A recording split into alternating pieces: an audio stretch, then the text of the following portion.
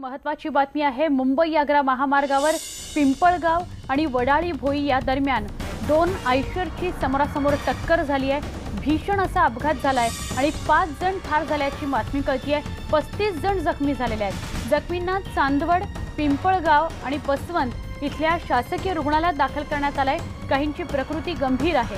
नाशिकच्या टाकळी इथून चांदवड तालुक्यातील केंद्राई देवस्थळ इथं जावळाच्या एका कार्यक्रमासाठी हे सगळे निघाले होते आणि त्यावेळेला काळाने त्यांच्यावर झडप घातली। दोन आयशरची समोरासमोर धडक होऊन 5 जणांचा मृत्यू झालेला आहे आणि 35 जण जखमी झालेले आहेत। आमचे प्रतिनिधी बब्बू शेख यांच्याकडून अधिक माहिती घेऊया। बब्बू, कधी घडलाय हा अपघात आणि इतका भयंकर अपघात, 5 जणांचा मृत्यू झालाय, काय अपडेट कळत आहे?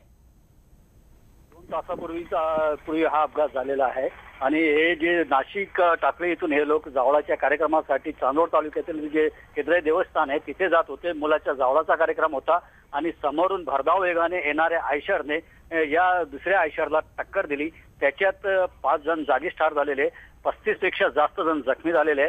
अपघात इतका भीषण होता का दोन्ही वाहनांचा अक्षरशः चक्काचूर झालेला आहे आणि त्या अपघात घडल्यानंतर परिसरातील नागरिकांनी घटनास्थळी धाव घेऊन मिळेल त्या वाहनाने जखमींना तातडीने रुग्णालयात दाखल केल्यामुळे काही जणांचे प्राण वाचले, पण अजूनही काही जणांची प्रकृती गंभीर आहे।